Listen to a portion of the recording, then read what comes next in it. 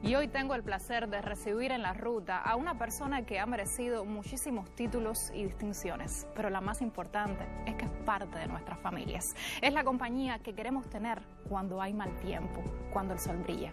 Él es el Dr. Rubiera. Bienvenido. Gracias. Por favor. Gracias. Doctor, me gustaría saber, primero que todo, gracias por subirse a la ruta. Primero que todo, muchas gracias por invitarme. ¿Es cierto que debe presentarse el parte del tiempo y no del clima? ¿Por qué utilizamos esta terminología? Bueno, en primer lugar, hay países que la utilizan muy mal. Por ejemplo, en México se habla de clima, pronóstico del clima. Es un disparate, porque el clima está definido como... A ver, vamos a empezar por el tiempo, que es más fácil. El tiempo es lo que hay ahora.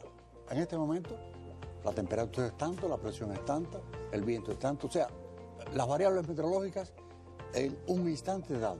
Dentro de un minuto habrá otro, dentro de una hora habrá otra, en la tarde habrá otra.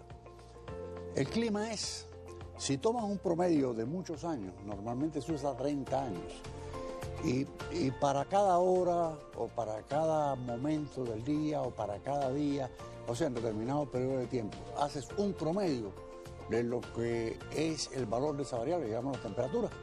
Tenemos una temperatura promedio y ese es uno de los factores del clima.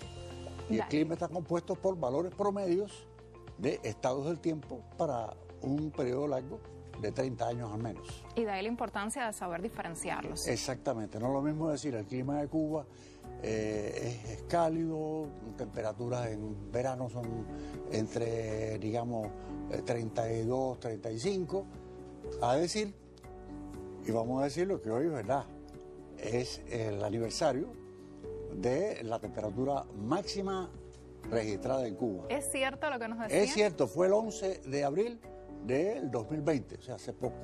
Qué bien. Pero lo que no fueron 93, si fueron 93 nos hubiéramos asado todo.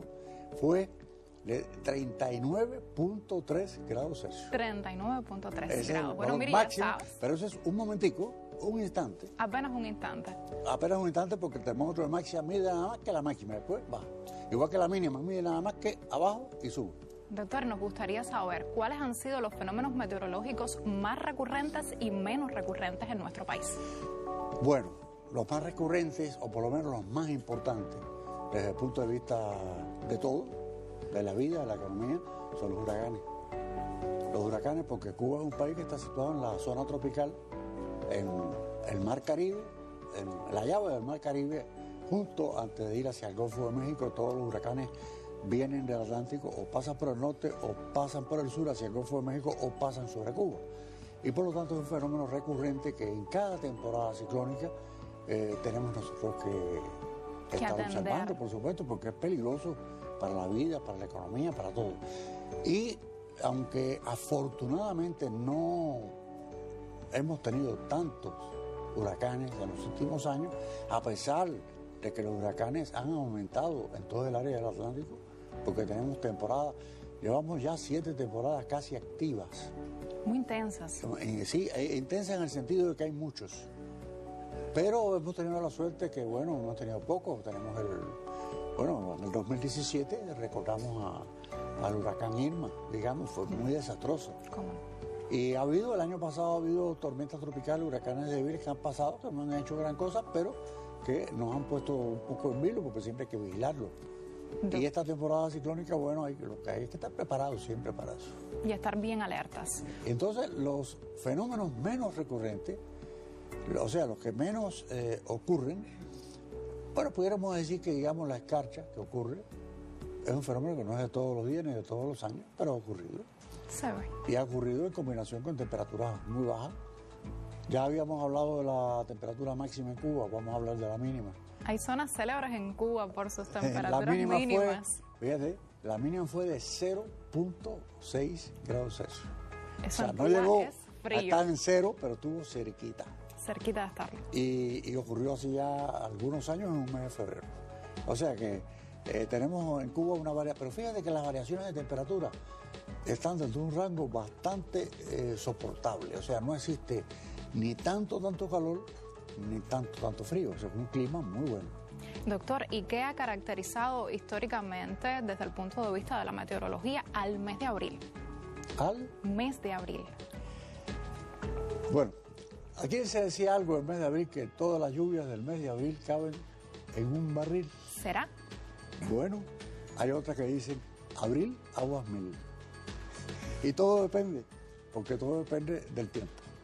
Si ahora llega un frente frío y ese frente se estaciona, nos puede dar mucha lluvia, aunque estemos en el mes de abril. Porque el estado del tiempo, la meteorología no cree en calendarios. Y por eso es que hay esos dos refranes que son contradictorios. Abril, aguas mil, cuando hay un caso de lluvia fuerte, aquí en La Habana la ha habido, en alguna oportunidad ha habido un abril muy lluvioso. O el otro que dice que las lluvias del mes de abril cabe todo en un barril, que casi no llueve, que es lo general. Por lo general, abril es un mes de transición, invierno que termina, verano que va a comenzar y llueve poco. Doctor, yo soy de la región occidental del país, de Pinar del Río, y esta pregunta tengo que hacérsela. Bueno, pinaleña es huracanes. Así mismo. ¿Por qué nos amenazan los ciclones a la región occidental, a la isla de la Juventud, con tanta frecuencia? Bueno, es que en su trayectoria, a ver, hay dos tipos de trayectorias fundamentales en Cuba. Están las de los meses de agosto y septiembre, y un tanto julio también, aunque julio es un mes de menos huracanes. Esas trayectorias suelen ser alargadas. A veces pasan al norte, no pasa nada, a veces pasan por el sur, tampoco pasa nada, van hacia Yucatán, Centroamérica, y otras pasan por encima de Cuba. Y esas que pasan por encima de Cuba, como es como una parábola que va hacia el Golfo de México, cruzan. ¿Por dónde? Pinar del Río, Isla de la Juventud. Huracán Gustav, por ejemplo, que seguramente te acordarás. Y en el mes ya de final de temporada, mes de octubre, ya finalizando esa temporada que termina en noviembre, se forman en el Caribe. Y cuando se forman en el Caribe van hacia el occidente y un tanto hacia el centro del país.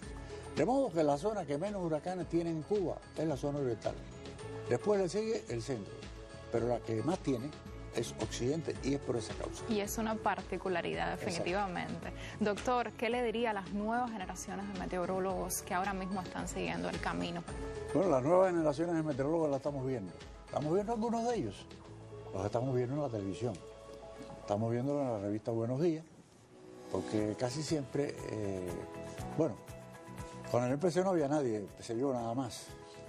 Fue hace algunos años ya, el 13 de enero de 1981, que el meteorólogo empezó a presentarse todos los días en la televisión.